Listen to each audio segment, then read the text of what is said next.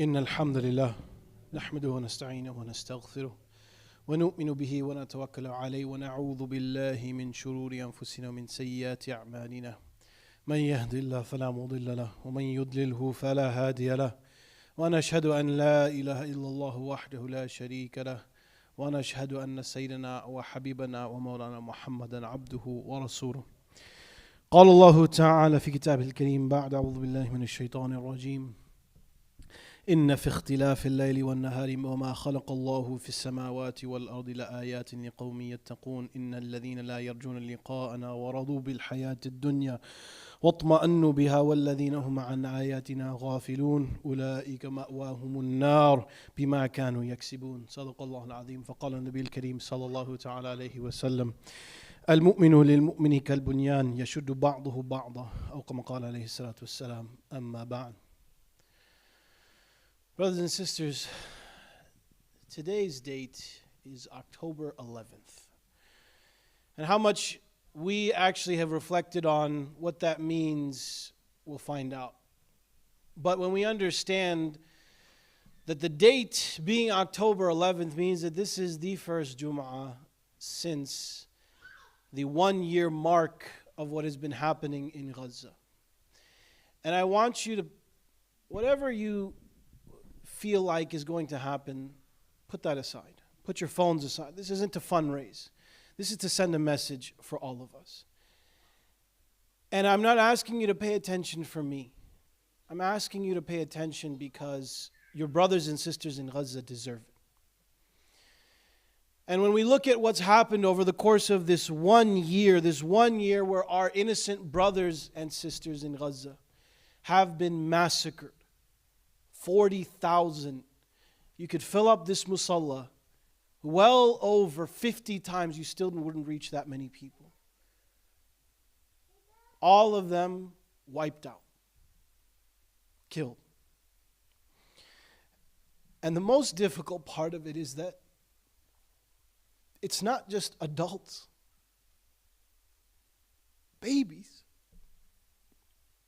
tiny children who did nothing wrong.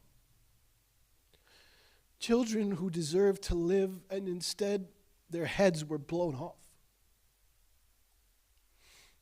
Children who deserve to live a future. And Allah takes what He wills, He gives and He takes. But it doesn't mean that it doesn't hurt. It doesn't mean that we look at it and we think to ourselves, you know what, they're over there. It's not a big deal. We feel that pain. We feel the hurt. It's been a year of the truth being manifest to the world. It's like a veil was uncovered from the rest of humanity. A veil that the rest of us have already had taken off. It was never there. We could see what was always being done to our brothers and sisters in Gaza. But so many others couldn't until a year ago. By people who claim to be peacemakers. And subhanAllah, it's always so fascinating to see the words of the Quran so clearly echoed by these foolish people. وَإِذَا قِيلَ لَهُمْ لَا تُفْسِدُوا فِي الْأَرْضِ قَالُوا إِنَّمَا نَحْنُ مُسْلِمُونَ. These people say, when it's told to them, don't cause corruption, don't kill kids, don't do things that are wrong, they say we're trying to make peace. أَلَا إِنَّهُمْ هُمُ الْمُفْسِدُونَ وَلَكِنْ لَا يَشْعُرُونَ.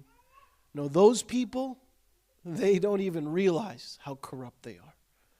But they are the ones who cause that corruption. And it's maddening for us. It's maddening at times because you wonder, how can they get away with it? How is it right? How is it fair that they get away with it? How does it make sense?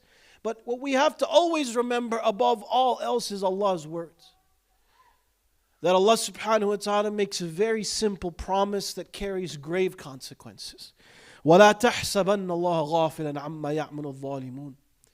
Don't you dare for a moment think Allah doesn't know what these people are doing. إِنَّمَا يُؤَخِّرُهُمْ لِيَوْمٍ تَشْخَصُ فِيهِ الْأَبْصَارِ. He just gives them respite. He gives them and leaves them until a time when their eyes will stare in horror. Not just at what they did, not just at the wrath of Allah subhanahu wa ta'ala, but for the punishment that they will face for eternity. And they will face that one day. But then the question is, what do I do? What can we do? Because this is the same question we've been asking for over a year. It's the same question that we've been repeating. What can I do? What is it that I can do? And the answer is difficult, but it's also simple. The answer is not much. The answer is not much. You are not probably going to be able to go over there and help someone. Unless you're a doctor, you're probably not going to be able to help them. Even if you're a doctor, if you're not an emergency doctor, you're going to have difficulty. There's very few things that we can do. And we try to just make ease. We donate. We give funds to different things to try and make their lives easier. Give them a meal, a hot meal. The one that every single person here is going to leave and go have. Without any thoughts, without any consideration for what a blessing it truly is. That the moment hot food comes to them, they can't help but thank Allah subhanahu wa ta'ala. That it's been a year of that. But what is it that we can do? This is the simple part, is at the very least we can take a lesson. We can make it something that teaches us something.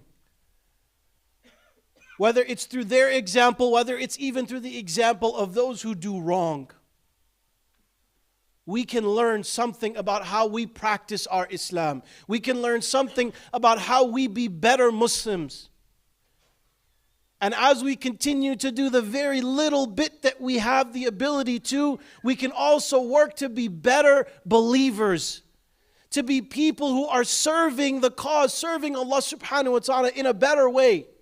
They have their challenges, we have ours, and of course theirs are more difficult. But at the end of the day, we can still learn something. And that is what I wanted to share today. Because Allah subhanahu wa ta'ala makes it very clear to us that in everything in this world, there are opportunities for those who ponder, those who think and reflect, to use it as a means to be better. So you have to ask yourself first, am I doing enough? Am I doing the things that I can do? Can I donate? If I'm donating, go do that. I don't care where. If I have the ability to help someone in need, to help someone who's doing something, am I advocating where I can?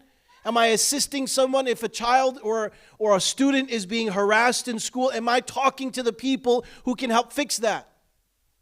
Am I doing enough is the first part. And the second part is, you may be feeling anger. And obviously it ebbs and it flows. When it first began, we all felt this rage, this severe anger. But of course, then it dips. Time is something that always, it diminishes that. But when you come to a moment of reflection, a time like a 1-year mark, that's the time where those feelings come back. But it is not enough to just be angry again. It is not enough to just feel angry, because there are too many people in the world who are angry and do nothing with that anger except complain. Complaining's not good enough. Saying to everybody else, oh, why do they do this? That's not good enough. How can these people do this? Not good enough. So what can I do? What is the lessons that I can learn? And the first lesson that we can learn, brothers and sisters, is that sins are something that compounds. This is a lesson to take from the wrongdoers. This is a lesson to take from those who are doing and perpetrating this evil. That sins compound. One lie becomes many. Many lies become slander, and slander makes you the worst of people. The Prophet ﷺ made it very clear, you must be truthful. Alaykum bis-sidq. You must be truthful. Because truthfulness leads to righteousness, and righteousness leads to Jannah. But then the Prophet ﷺ said, a man continues to be truthful and encourages honesty until Allah records them as honest. But on the other side of the equation then, he says, beware of lying. Beware of lies. Because lying leads to wickedness, and wickedness leads to hellfire. And a man or a woman continues to tell lies until Allah records that person as a liar. How does this have to do with Palestine? What does this have to do with Gaza? If we have even a modicum, even a tiniest bit of husn al-dhan, of good thought, we can probably assume that the people who are in charge of and perpetrating these atrocities, that they didn't at some point think that this was okay behavior. They didn't at some point think that it was acceptable to just indiscriminately kill civilians.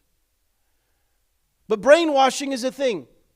And there's one side which is other people brainwash you, and there's another which is you allow yourself to be brainwashed.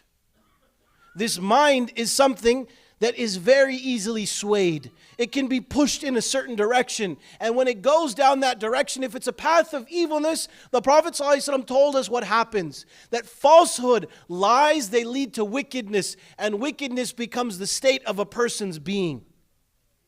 When you tell a lie, that lie will likely not live on its own. That lie is not just going to be a single thing. That lie will need another lie in order to support it. I went to this place. And then what happens? That's the first lie. But then what happens? You need people to support you, so you ask someone else, lie for me. And another lie comes. And then someone else lies. And it compounds over and over. It's like digging a hole. You start with one scoop. There's not much. Doesn't make a difference. But you keep going, and what happens? The deeper you dig, the higher those walls are, the harder it is to escape, until a certain point comes that you cannot escape. Those lies have compounded, they have grown, they have become something far bigger. And there is no going back now. You become the type of person that with a straight face can say, we are trying to minimize civilian casualties, when you know it's a lie. You are someone who doesn't care when somebody dies. A human being's life is extinguished. You don't care. Because you have allowed yourself to fall into a lie that that person's life didn't matter. Lying compounds. Sins compound. The more we do and the more we support those sins, the worse they become. And the worse they become, the worse we become. We learn a lesson.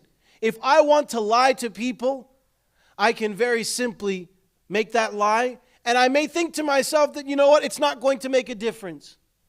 It's not a big deal. But what I can promise you is that it will be a big deal. Alaykum bis-sidq, the Prophet ﷺ. You need to be truthful. You cannot allow lies to become something that becomes a part of your life.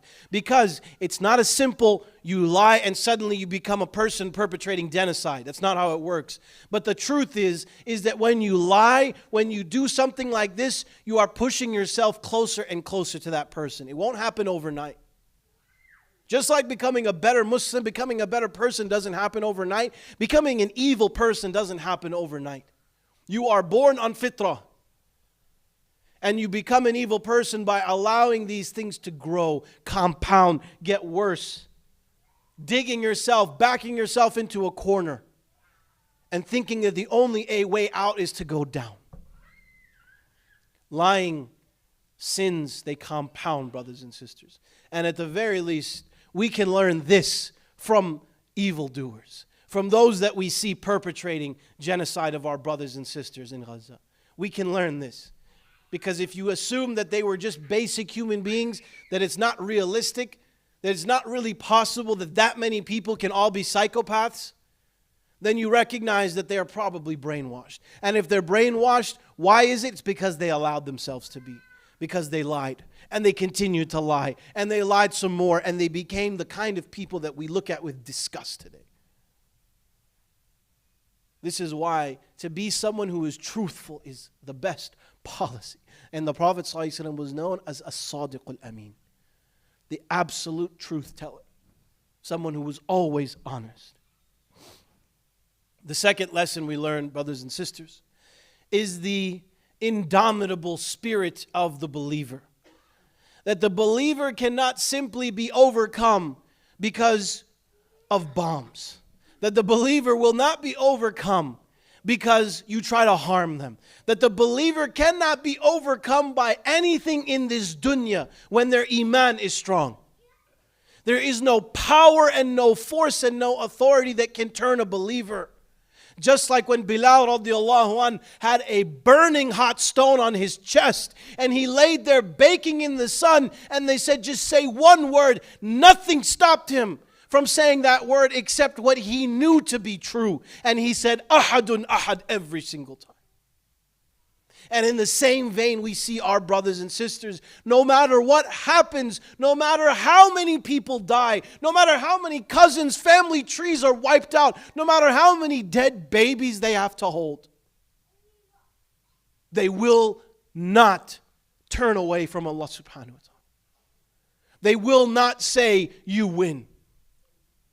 The believer cannot be dominated. The Prophet ﷺ said, قُلْ آمَنْتُ بِاللَّهِ ثُمَّ اسْتَقِمْ. Say, I believe in Allah, and then be steadfast. Hold fast. Hold your ground. Don't just walk away. Don't just tip over. Stand firm. When we say the Shahada, most may not realize it, but you're making a claim. You're making a statement that's a claim. You say, Ashhadu an la ilaha illallah wa ashhadu anna Muhammad Rasulullah. You are saying, I testify that there is no God but Allah and that Muhammad sallallahu alaihi wasallam is his messenger. This is a claim you are making. And interestingly, it is a maxim of Islamic law that to prove something is on the one making the claim. The Prophet sallallahu alaihi wasallam told us, Al-bayyinatu ala al-mudda'i. When someone makes a claim, they are responsible for bringing the evidence to prove that claim. And so when we say, I believe in Allah, and that Muhammad sallallahu alaihi wasallam is his servant and messenger, I'm making a claim, and I also then have to prove it. I have to prove it. And if we make the Quran our guide, we know what Allah subhanahu wa ta'ala tells us, that you were going to be tested in that claim. You claim to be Muslim, you claim to accept Islam, to follow the Prophet ﷺ. If you claim these things, أَحَسِبَ النَّاسُ أَن يُتْرَكُوا أَن يَقُولُوا آمَنَّا وَهُمْ لَا يُفْتَنُونَ. Do people think that they're going to get to make this statement and you won't be tested? Do you think Allah is not going to make sure that you are being truthful? If you say that you're the best coder in the world, that you are the best person at coding in the entire world, and you want Apple to hire you, well, they're going to make you prove that claim. They're not just going to say, sure, here's a job. They're going to make you prove it. You're going to have to do tests. You're going to have to be tested. They're going to have to see, can you actually do what you say? If it's true, why not? They'll hire you.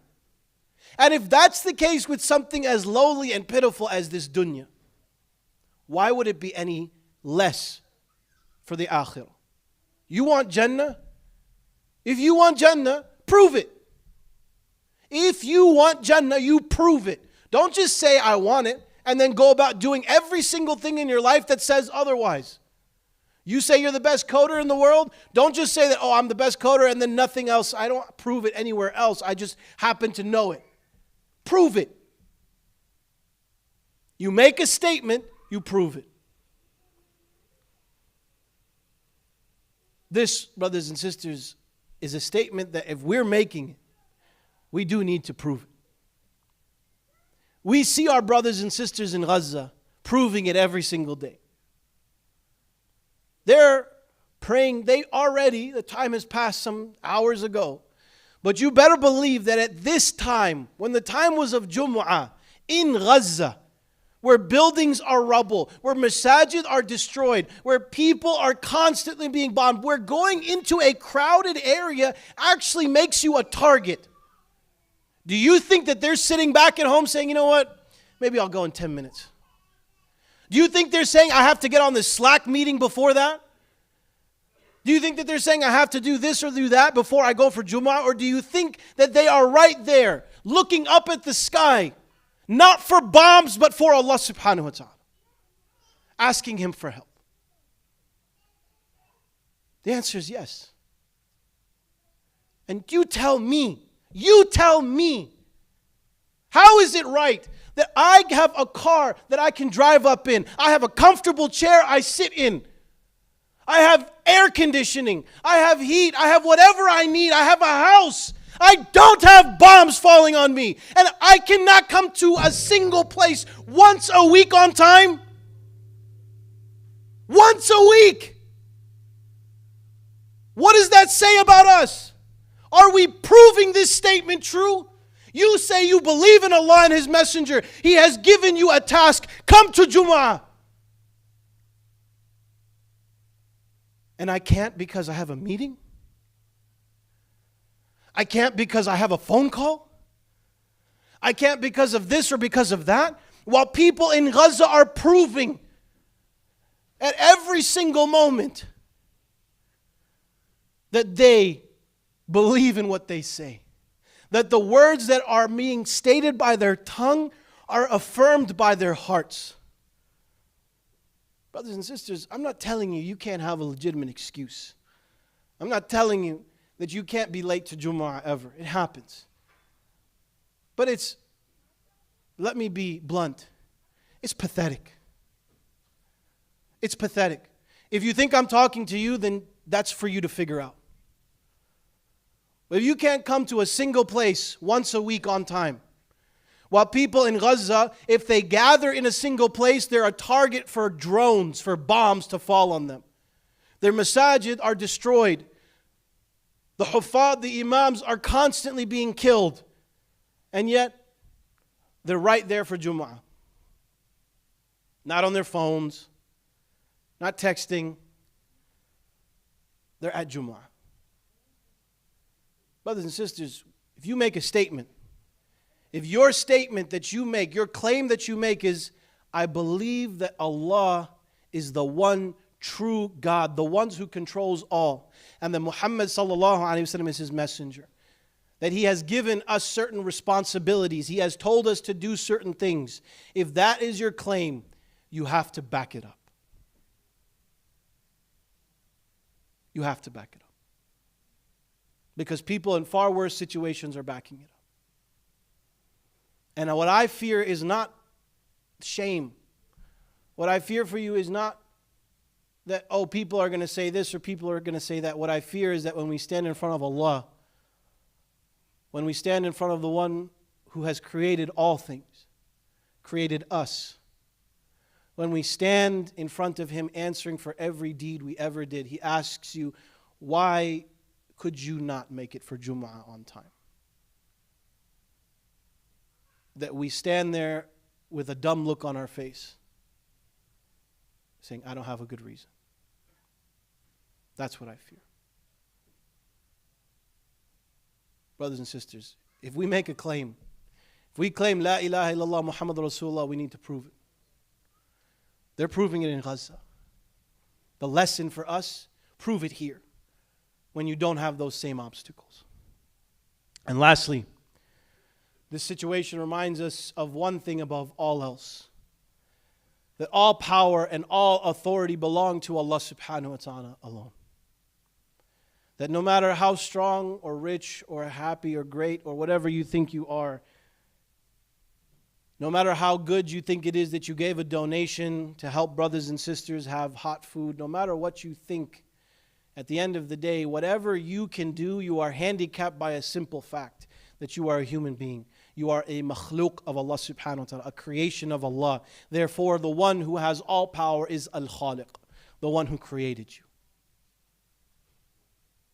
And when He has all power, and we feel that powerlessness, that is our opportunity to ask the one with power, with authority, to ask Him for what we seek. The Quran tells us what Musa alayhi salam told his people as they faced a situation where in every other year, when a boy child was born, it would be snatched from its mother and thrown into a river to be mercilessly slaughtered, killed in that way. Musa alayhi salam said to his people, قَالَ مُوسَى لِقَوْمِهِ اسْتَعِينُوا بِاللَّهِ وَاصْبِرُوا. Seek help from Allah and be patient. Have true sabr. إِنَّ الْأَرْضَ لِلَّهِ يُورِثُهَا مَنْ يَشَاءُ مِنْ عِبَادِهِ وَالْعَاقِبَةُ لِلْمُتَّقِينَ. This earth belongs to Allah. No matter what we want, no matter what we know to be true, Allah subhanahu wa ta'ala has a plan. Allah subhanahu wa ta'ala does nothing without purpose. And therefore, if what is happening, it means He has allowed it to. And if that is happening, we must understand that there is greater wisdom that we cannot see. The people of Musa alayhi salam went through something where they had no power. Their children were being killed. All they had to do was listen to their prophet. They had trouble with that. Ista'inu billahi wasbiru. Seek help from Allah. Do what you can and then ask Allah for His help. Do what you can and then know that He is the best disposer of affairs. We don't have to see the wisdom, but know that it's there. And what I ask you to do, bi'idhnillahi ta'ala, is always remember that these lessons are not just about Gaza, but they are for us to take as believers living here where we are. We ask Allah subhanahu wa ta'ala to forgive us for all of our shortcomings. أقول قولي هذا وأستغفر الله لي ولكم ولسائر المسلمين فأستغفروه إنه هو الغفور الرحيم.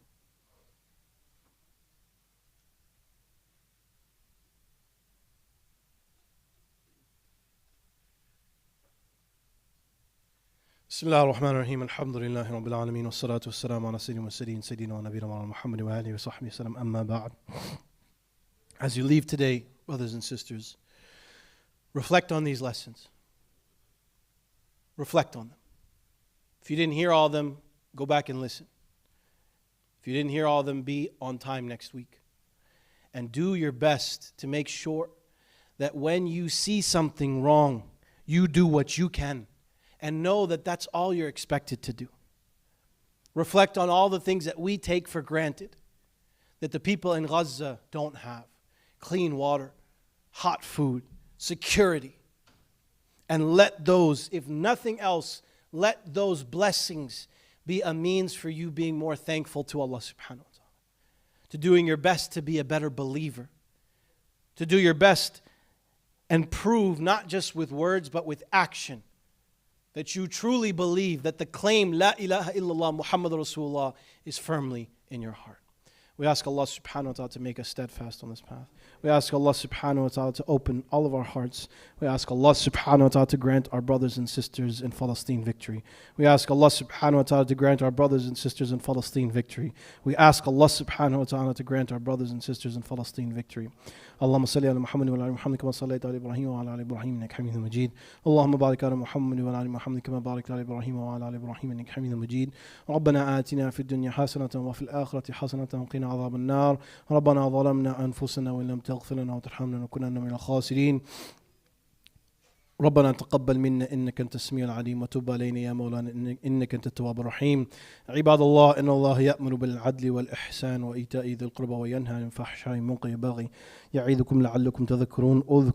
اذكروا الله العظيم يذكركم واشكروه يزدكم واستغفروه يغفر لكم واتقوه يجعل لكم من أمركم مخرجا. أقيموا الصلاة.